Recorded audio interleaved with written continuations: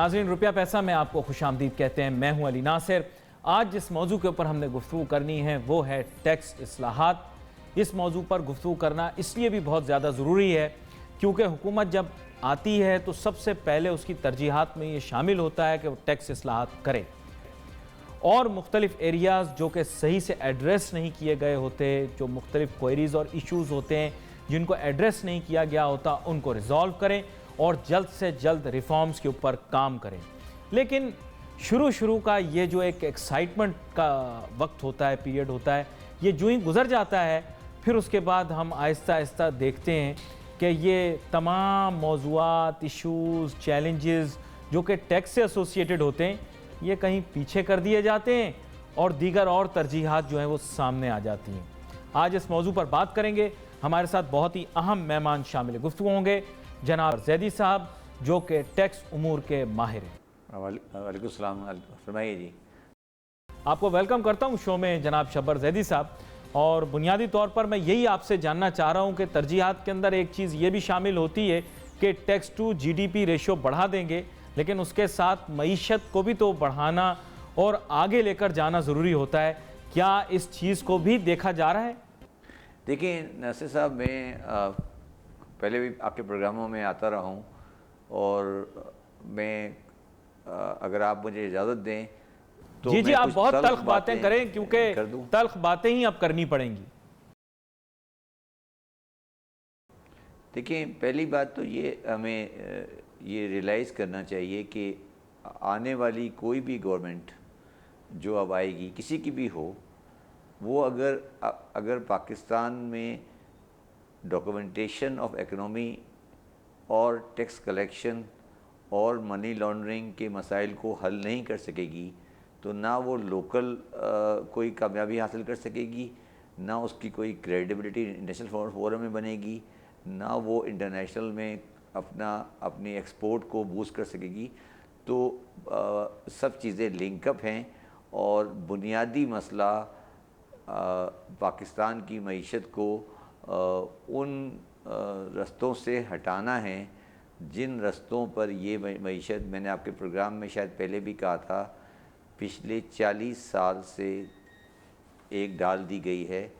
और अगर ये इस तरह ही चलता रहा तो ये सिलसिला चलने वाला नहीं है और ये हमें फिर बहुत इसके बहुत लेकिन शब्बर जैदी साहब, ये तो काफ़ी मनपसंद लोग आए हैं, आपके पसंदीदा अफराद भी आए हैं इस टीम के अंदर। आप तो ये सोचते होंगे चूँकि कॉरपोरेट एनवायरनमेंट से निकले हुए अशखास अहम मैं कहूँगा ओहदों के ऊपर जो हैं वो लगे हैं, तो तवक्को तो यही होगी कि ये मामलात को बेहतर तरीके से आगे ले चलें। लेकिन आपकी आवाज़, बात करने का अंदाज़, देखिए, और थोड़ा लहजा कुछ ऐसा महसूस हो रहा है कि आप कुछ सेटिस्फाइड नहीं हैं। देखिए, मैं सेटिस्फाइड तो बिल्कुल, आपने बिल्कुल सही कहा, मैं सेटिस्फाइड नहीं हूँ, मगर मैं इस बुराई या इस ख़राबी का ज़िम्मेदार इन लोगों को नहीं समझता जो आज आए हैं। अब सवाल सिर्फ ये है कि जो आए हैं क्या वो इतनी हिम्मत, इतनी करेज, इतना प्रेशर या इतना हौसला रखते हैं या इतनी उनके पास उनकी हिम्मत है कि वो उस नासूर को काट सकें जो हमारे मुल्क को तबाह कर रहा है। मैं सिर्फ ये कहना चाहता हूँ कि अभी पिछले 100 दिनों में उस जो सर्जरी की, जो हमारा जो सर्जरी का जो लेवल है या सर्जरी की जो स्पीड है, वो मेरे हिसाब से मेरी जो उम्मीदें हैं उससे कम। एक मखसूस वज़ीर भी है जो कि जिसका ताल्लुक ही इस शोबे से, आपको पता होगा, पढ़ा लिखा वज़ीर लगाया है, जिसका ताल्लुक इससे है कि वो कितना टैक्स वसूल किया जा सके और कितने बेहतर अंदाज से किया जा सके, तो उसके बावजूद आप ये बात कह रहे हैं। देखिए, बात ये है नासिर साहब कि पाकिस्तान में जो सिस्टम है वो, मैं थोड़ा सा इसको क्लैरिफाई कर दूं पहली बात को। देखिए, एक बात आप याद रखें कि 1907 में आज फिर एक और दूसरी तरफ बात कह रहा हूँ, मेरे हिसाब से 1970 के बाद से पाकिस्तान में कोई real tangible long term investment नहीं हुई है।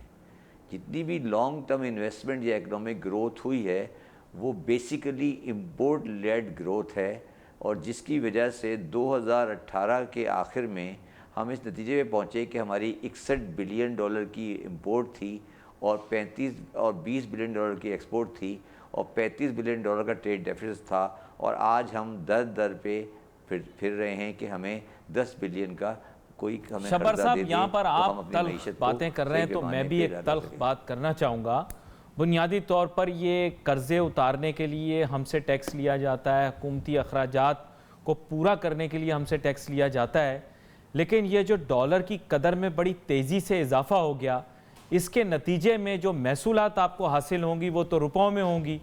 तो फिर अगर डॉलर की कदर में इजाफा होता है तो बैनुल-अक़वामी कर्जे उतारने के लिए तो रुपयों में टैक्स लेंगे। तो देखते देखते हमने कर्जे की जो इंक्रीज़ है वो कहीं, मैं कहूँगा परसेंटेज के हिसाब से देखिए, जो कहीं ज़्यादा हमने देखी है। तो आप कितना टैक्स इकट्ठा कर लेंगे? आप हमसे टैक्स जितना भी ले लेंगे, अगर आप डॉलर की कदर में इजाफा कर देंगे तो क्या फ़ायदा फिर? नासिर, मेरे पास दो मसले हैं बेसिकली, फिर आपको कह रहा हूँ। पहला मसला तो मैंने कहा ना, मैंने इसलिए टैक्स की बात नहीं की आपके साथ। मैंने ये कहा कि मेरे पास 35 बिलियन डॉलर का डॉलर शॉर्टफॉल है। मैंने आपसे कहा कि मैं टैक्स लेना चाहता हूँ, मैंने नहीं कहा ना। मैं तो कह रहा हूँ पहला मेरा ऑब्जेक्टिव ये है कि मैं 35 बिलियन डॉलर के ट्रेड डेफिसिट को कम करूँ।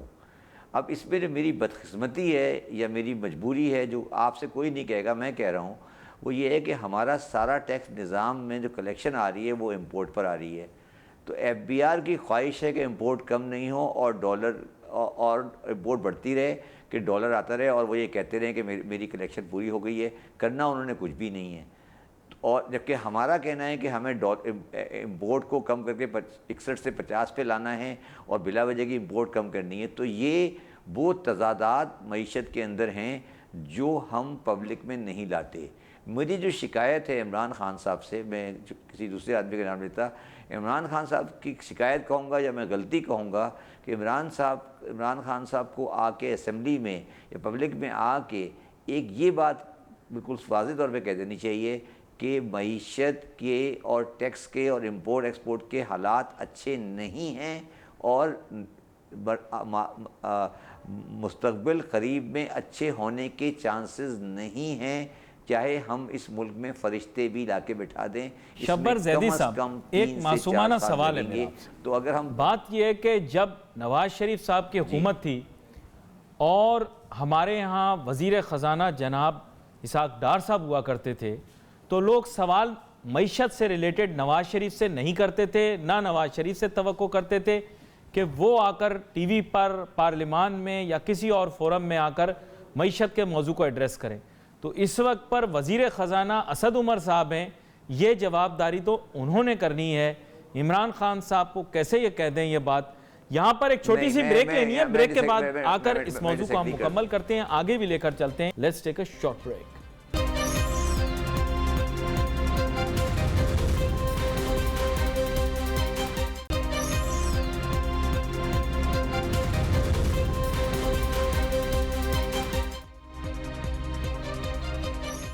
नाज़रीन, वेलकम बैक आफ्टर ब्रेक। गुफ्तगू हमारी हो रही थी ब्रेक पे जाने से पहले शब्बर ज़ैदी साहब से, और बात ये हो रही थी कि शब्बर साहब बता रहे थे हमें कि जनाब इमरान खान साहब को आकर ये बताना चाहिए कि मईशत को कौन कौन से मसाइल दरपेश हैं और उनका हल शायद मुस्तकबिल करीब में मुमकिन ना हो। मैंने काउंटर क्वेश्चन इनसे ये किया है कि जब नवाज शरीफ साहब का दौर था तो जनाब मईशत का जब भी मामला आता था तो हम इसहाक़ डार साहब से बात किया करते थे, इसहाक़ डार साहब के मुताल्लिक बात किया करते थे, इस पर इसहाक़ डार साहब भी आकर प्रेस कॉन्फ्रेंस करते थे। तो जिम्मेदारी जिसको दी गई है वही जवाब देगा। अब जिसको जिम्मेदारी सौंपी गई है अब उसने जवाब देना है। शब्बर ज़ैदी साहब, आप क्यों तवक्को करते हैं कि इमरान खान साहब हर सवाल का जवाब दें? उन्होंने एक काबीना रखी है, उसमें अच्छे वजीर रखे, उनकी जिम्मेदारी जवाब देना। मैं बताता हूँ, देखिए जी, अगर कोई घर में छोटा सा मसला होगा ना, तो एक आदमी उस घर के मसले को, जो उसका छोटा भाई है, वो आके समझा देगा कि ये मसला है। मगर जो हमारे घर की मईशत का मसला है वो इतना बड़ा है कि जो ओवरऑल इंचार्ज है पाकिस्तान का, CEO है, उसको कौम को ये एतमाद में लेना है। ठीक है, असद उमर साहब को भी लेना है, मगर असद उमर साहब का मरतबा मुख्तलिफ है, इमरान खान का मरतबा मुख्तलिफ है, एज ए पोस्ट की बात कर रहा हूँ। और उनको ये आके पब्लिकली कहना चाहिए। मुझे जो जिस बात पे अफसोस होता है वो कौम को ये नहीं बताते। हम कौम को बार बार ये बताए जा रहे हैं कि हमारे मसाइल जो हैं वो बड़े थोड़े से हैं, हम इसको हल कर लेंगे। हम ये क्यों नहीं बताते जाके कि हमारे मसाइल बहुत गहरे हैं और हमारे मसाइल साल 2 साल में हल होने वाले नहीं हैं। ये ओनरशिप रहने, मैं ये बात जो आप बात करें कि असद उमर साहब क्यों नहीं करते, इमरान खान साहब क्यों करते, मैं इसलिए कह रहा हूँ कि ओनरशिप ली जाए कि यार ये कि मैं आज ये पार्टी पहले कभी पावर में नहीं आई है। ये पार्टी तो दूसरों के गुनाहों को भुगत रही है, जिसके भी थे, मेरे के होता कुछ मेरे भी हों उसके अंदर। तो ये अगर अपना टाइम इस तरह गुजारते रहेंगे तो ये दूसरों के गुनाह अपने सर ले लेंगे। अब मैं वापस आता हूँ, मैं कहने की कोशिश क्या कर रहा हूँ, मैं कह रहा हूँ अब मईशत के बुनियादी पहलू पे वापस आ जाते हैं। ये तो सियासी बातें। देखिए, बात ये है कि हमें ये बहुत, आपने बड़ी जब प्रीएम्बल में बड़ी अच्छी बात कर रहे थे कि टैक्स तो रुपये में आएगा, डेफिसिट डॉलर का है, हम करेंगे क्या। देखिए, बात ये है कि पाकिस्तानी मईशत में जो जैसे जैसे जीडीपी बढ़ेगी तो टैक्स टू जीडीपी रेशो कम होगा, बढ़ेगा नहीं। मैंने बड़ी अजीब बात कही, शायद ये आम आदमी को बड़ी अजीब लगे। जब टैक्स जब मईशत का साइज़ जो मेरी मुताबिक बढ़ेगा तो टैक्स टू जीडीपी रेशो कम हो जाएगा, बढ़ेगा नहीं। क्यों, मैं क्यों कह रहा हूँ? क्योंकि जब इसलिए होगा कि हमारी ख्वाहिश ये है कि एक्सपोर्ट जो आज 20 की है वो 40 की हो जाए। ठीक है, और होनी चाहिए। अगर इस मुल्क को चलाना है तो एक्सपोर्ट 40 की होगी, और एक्सपोर्ट से हम टैक्स हम एक्सपोर्ट टैक्स एग्जेम्प्ट है, तो जीडीपी तो बढ़ेगी मगर टैक्स कलेक्शन नहीं उस हिसाब से आएगी। इंपोर्ट कम होगी तो जीडीपी तो बढ़ेगी और उस बेहतरी आएगी उससे, मगर टैक्स कलेक्शन कम होगी। तो ये जो एक रिश्ता है, पहले हम ये बताना चाहिए कि टैक्स कलेक्शन और जीडीपी का रिश्ता जो है पाकिस्तान में, अगर सपोज़ करें 8% हो जाता है या 9% हो जाता है तो ये मेरे लिए परेशानी की बात नहीं है। अगर मैं अपने एक्सपोर्ट को बढ़ा के लोगों को एम्प्लॉयमेंट दे के इंडस्ट्री चला रहा हूँ तो मेरे लिए अच्छी बात है। तो कुछ फंडामेंटल हमारे पास ऐसी चीज़ें हैं जो हमने गलत समझी हुई हैं। दूसरी बात जो मैं कहना चाहता हूँ वो ये है कि जहाँ हम 10 अरब रुपए के लिए दर भटकते फिर रहे हैं, और इमरान खान साहब ने ही बयान दिया है, कल परसों मैंने खुद सुना था कि हम हर साल 6 अरब रुपए दुबई पाकिस्तानी ट्रांसफ़र कर देते हैं बाहर।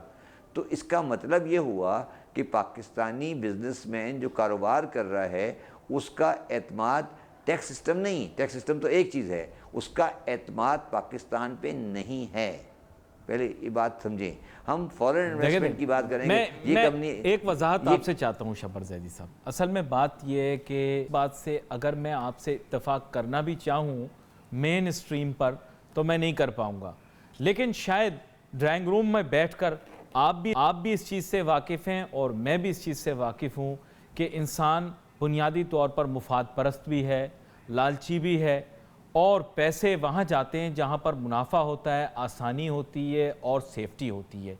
लेकिन बहुत सारे लोग ये मानने के लिए तैयार नहीं होते, तस्लीम करने के लिए तैयार नहीं होते, और सबके सामने दोहरा चेहरा रखते हैं, दोहरा मयार रखते हैं, और जो हकीकत आप बयान कर रहे हैं वो एक्सप्रेस करने के लिए तैयार नहीं होते। क्या मैं दुरुस्त कह रहा हूँ या नहीं, ये बता। बिल्कुल से मैंने कहा ना कि देखिए, कैपिटलिज्म के दौर में रह रहे हैं हम, और कैपिटलिज्म का कोई ताल्लुक पैट्रियोटिज्म से नहीं होता जी। कैपिटलिज्म का कोई पैट्रियोटिज्म नहीं होता। अगर आप पैट्रियोटिज्म की बुनियाद पर कैपिटलिज्म को चलाने की कोशिश करेंगे तो आप बेवकूफ़ी वाली बातें कर रहे हैं। तो मैं मैं वापस अपनी बात पर आता हूँ। पाकिस्तान में आपका ट्रस्ट डेफिसिट है। पाकिस्तान में बिजनेसमैन का कारोबारी लॉन्ग टर्म में पैसे लगाने को तैयार नहीं है। उसकी कोशिश होती है कि वो अपने पैसे को कहीं और जाके पार्क कर दे, क्योंकि उसके वो मसाइल। मैं एक वजाहत आपसे चाहता हूँ शब्बर जैदी साहब। अब बुनियादी बात यह है कि टैक्स इस्लाहात की ज़िम्न में जो बातें आप लोग माजी में करते रहे हैं, नहीं आपके मुतालिक बात नहीं कर रहा, मैं बात कर रहा हूँ अक्रॉस दी बोर्ड। जो हमारे यहाँ टैक्स कंसल्टेंट्स, ये ऐसे लोग जो कि टैक्स शोबे से मंसूब हैं, वो रिवायती बातें हैं, जदीद दौर के हिसाब से नहीं हैं, और हालात वाक़यात मामलात को जहन में रखते हुए नहीं हैं। अनफॉर्चुनेटली अब आप खुद यही बात कर रहे हैं कि मवाजना हमें माशी तरक्की का टैक्स टू जीडीपी रेशियो से करना है। फिर साथ साथ जो बातें की जाती हैं वो टैक्स निज़ाम खालिसतन टैक्स इकट्ठा करने, टैक्स जमा करने या जमा करवाने पर बात की जाती है। उसके माशी पहलू कभी डिस्कस नहीं किए जाते।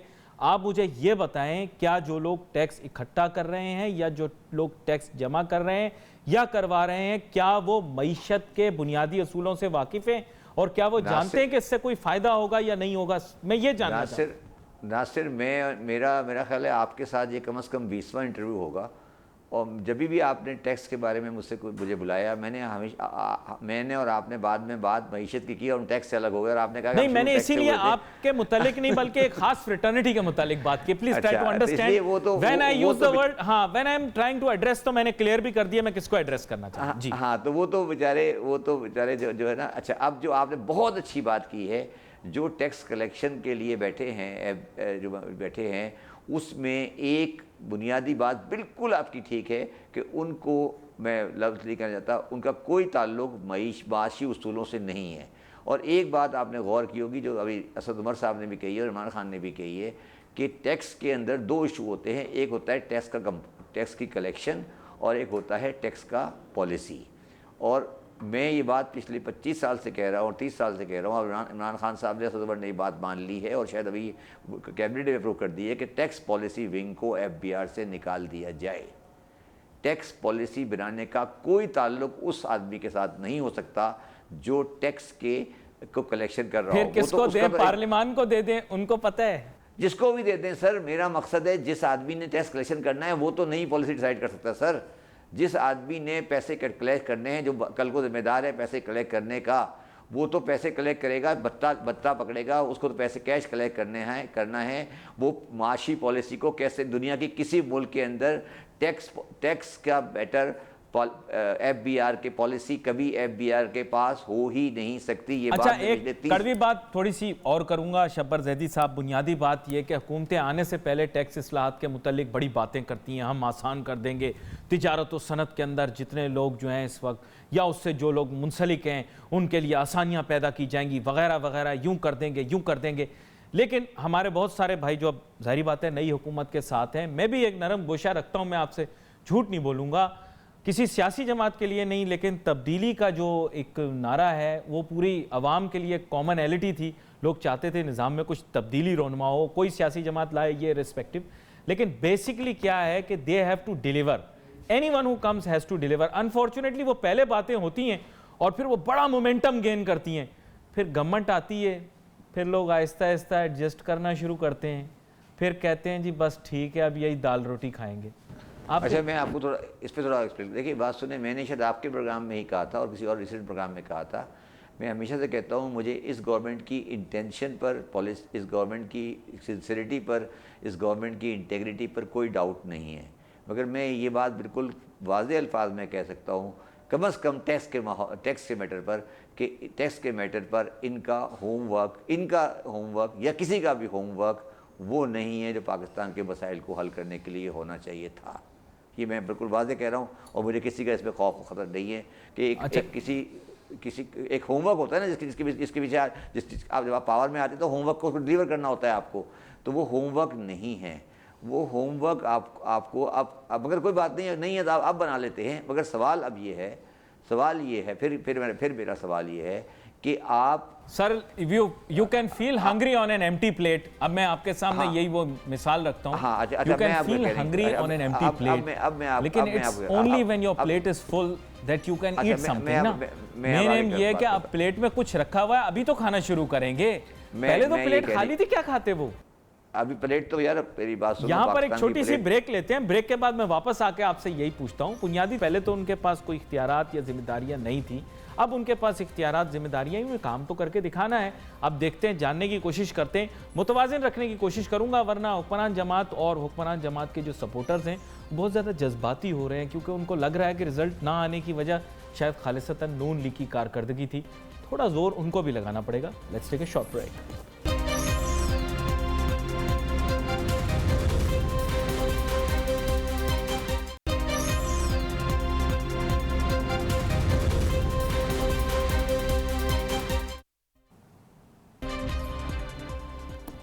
नाज़रीन, वेलकम बैक आफ्टर ब्रेक।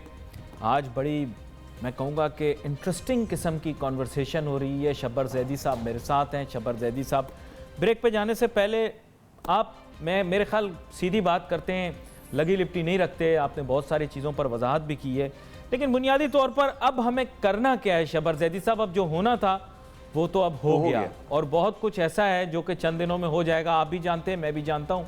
आप शायद उन हलकों से ज़्यादा नज़दीक हैं, आपको वहाँ पर बहुत सारी बातें सुनने को मिल रही होंगी, लेकिन बुनियादी तौर पे अब क्या करें? अब बताएं क्या करना है। देखिए, बात यह है कि हमें हिम्मत पकड़नी पड़ेगी और हिम्मत करके वो फैसले करने पड़ेंगे जो आपको नहीं करने दिए जा रहे हैं। मैं अब लेकिन टैक्स इस्लाहात के मैं थोड़ी बात कंप्लीट करूँ, फिर आपको बात समझ आ जाएगी। टैक्स इस्लाहात उसमें शामिल है जी। देखें, मैं एक आपसे एक जुमला कह रहा हूँ, उसको आप गौर करिएगा कल सुबह जाकर। ये जो आपको स्टॉक मार्केट में उतार चढ़ाव, ये जो डॉलर का उतार चढ़ाव, स्पेकुलेशन, प्रेशर नज़र आ रहा है, ये क्यों नज़र आ रहा है आपको? ये क्यों एक हलचल सी, जो आप समझ रहे हैं, एक हलचल सी मची हुई है मईशत के अंदर, जो कि ठीक है ये हलचल मची क्यों हुई है?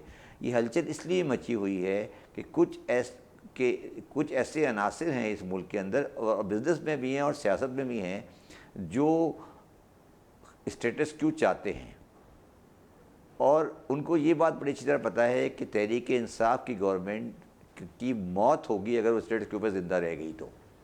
और इमरान खान साहब और असद उमर साहब, कम अज़ कम मेरी ज़ाती दोनों से मेरे रिलेशनशिप है, मैं इस पर यकीन रखता हूँ कि वो भी ज़्यादा बिलीव करते हैं कि अगर स्टेटस के ऊपर चलना हुआ तो वो उनके लिए सियासी और ज़ाती बहुत बुरी नाकामी होगी, और वो इसके लिए तैयारी कर रहे हैं कि स्टेटस को हटाया जाए।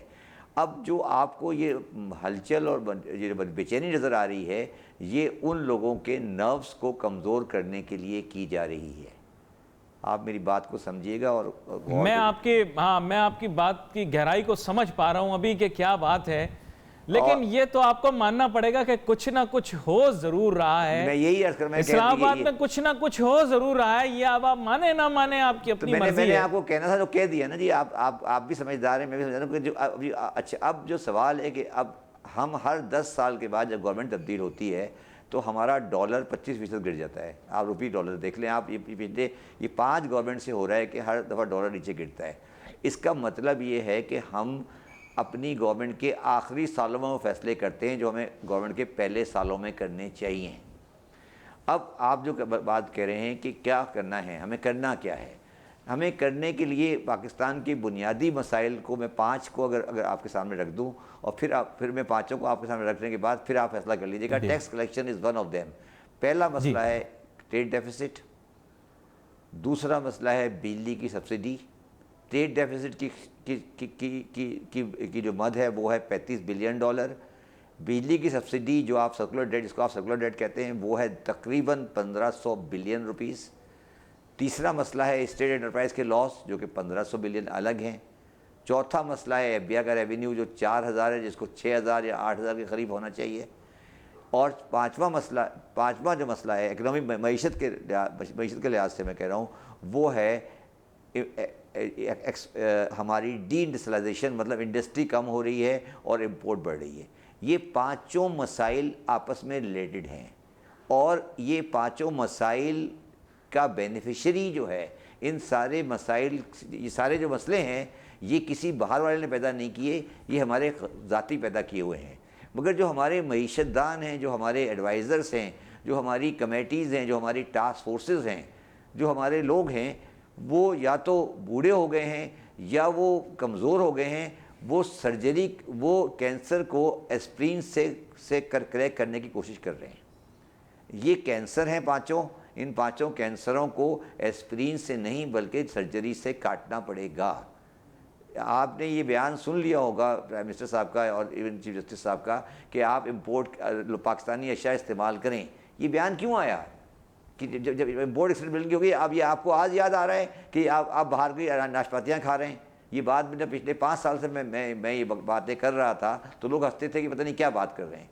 मगर अब जब आपके पास खाने को रोटी नहीं है और आप 35 बिलियन के ट्रेड डेफिसिट में दर मारे फिर रहे हैं, तो फिर देखिए थोड़ा सा शब्बर साहब, यहाँ पर मैं थोड़ा सा आपकी बात के अंदर इजाफा अगर करता चलूँ आपकी इजाज़त से। बुनियादी मसला ये है कि तेल की कीमतों के अंदर अगर इजाफा हो जाए और बड़ी तेज़ी से हो जाए तो फिर ये सारा निज़ाम आगे पीछे वैसे ही हो जाएगा।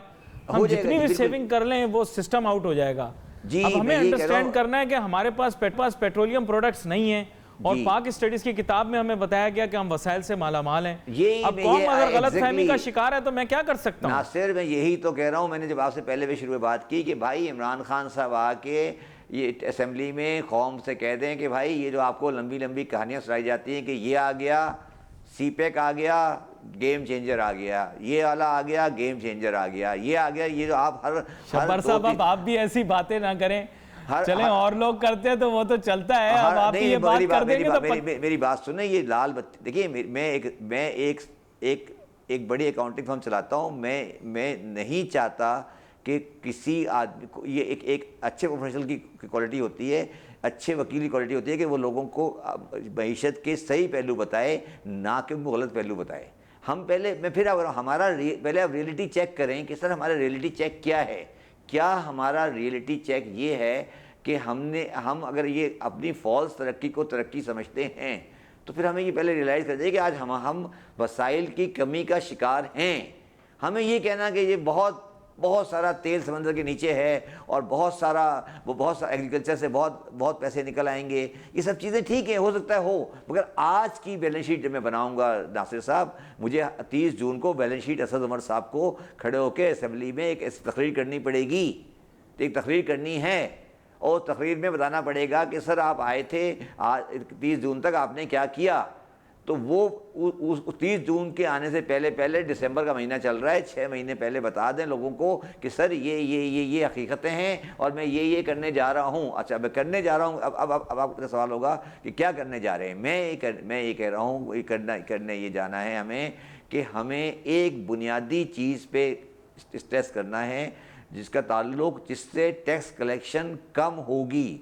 नासिर, में दोबारा मेरी बात गौर समझना, मैं कह रहा हूँ टैक्स कलेक्शन कम होगी। वो है कि हमें अपना इंपोर्ट का बिल जो कि $61 बिलियन में पहुँच चुका है, उसको किसी तरीके से खींच के 55 बिलियन तो 50 बिलियन डॉलर पर लाना है, पहली बात। दूसरी बात, एक्सपोर्ट का बिल जो कि 20 बिलियन पर है, उसको हमें खींच कर कुछ नहीं तो 25-27 पर लेके जाना है। अगर हमने ये नहीं किया तो फिर ये IMF और सऊदी अरब और चाइना और सीपैक, फिर हम वहीं के वहीं खड़े होंगे। तो ये आप करेक्शंस आपको करनी है और ये बताना पड़ेगा कि ये आज तक नहीं हुई हैं। ये कहना कि हो गया है और सब कुछ हो गया। मगर दूसरी बात जो मैं कहने जा रहा हूँ, अब मैं आपसे आखिरी बात करने लगा हूँ। मैं ये कहने लगा हूँ कि अब मैं टेस्ट की बात करता हूँ आपसे। मैं आपके सामने पहले भी मैंने बयान दिया था कि पाकिस्तान में 5 करोड़ से ऊपर बैंक अकाउंट मौजूद हैं, ठीक है जी, और उन अकाउंट्स के अंदर करोड़ों अरबों रुपए की ट्रांजैक्शंस हो रही हैं। चलो 5 करोड़ में से कम 2 करोड़ में तो हो रही हैं, ठीक है। वो अकाउंट और असेसी 15 लाख हैं।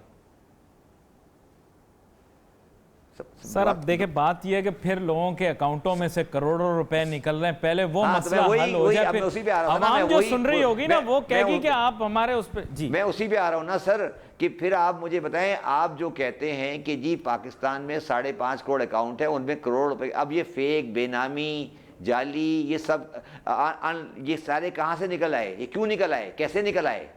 इसका मतलब ये है जो हम बार बार कहते रहे हैं कि जो एग्जिस्टिंग टैक्स पेयर्स हैं वो तो शरीफ आदमी, उन्हें आप तमगा दें, उनको छोड़ दें।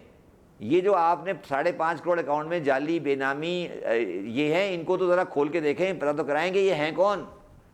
एक दो को पब्लिक में लाइन, सही एम्प्रेस मार्केट में खड़ा तो खड़े करें लाके उनको कि भाई आपके अकाउंट में से 5 करोड़ रुपए निकले, 100-200 करोड़ रुपए निकले, आप हैं कौन, कहाँ से आए थे, सबके सामने है ना, कोई ढकी छुपी बात तो नहीं है ना। तो सर मेरा कहना है, ये मैं किसी पर्टिकुलर की बात नहीं कर रहा, तो मैं जो कह रहा हूँ कि हम सीओडो इंटेलेक्चुअल, मैं अपने आप को भी शामिल करता हूँ, हम सीओडो इंटेलेक्चुअल्स गवर्नमेंटों को रियलिटी से हटाकर अमेरिकन, शिकागो, कैम्ब्रिज ऑक्सफोर्ड की मईशत पढ़ाने की कोशिश कर रहे होते हैं, जबकि हमारी अपनी बैलेंस शीटों के अंदर 30% अकाउंट जाली हो रहे होते हैं। तो मैं हमेशा से ये बात कहता हूँ शब्बर जैदी साहब, आपकी बातें तो मैं कहता हूं कि मज़ेदार भी हैं और उनमें बहुत सारी और बातें भी छुपी हुई हैं जिनका जिक्र जो है मुस्तकबिल के अंदर करना ज़्यादा ज़रूरी है, लेकिन वक्त हमारे पास चूँकि हर दफ़ा के लिए रेशन्ड होता है, तो आज के लिए हम इन्हीं मौज़ूआत पे बात करेंगे, फिर आगे आने वाले दिनों के अंदर मज़ीद गुफ्तगू होगी। नाजरीन, आज के प्रोग्राम के अंदर बस हमारे पास इतना ही वक्त है। अली नासिर, हमारी टीम को इजाज़त दीजिए। अल्लाह हाफ़िज़।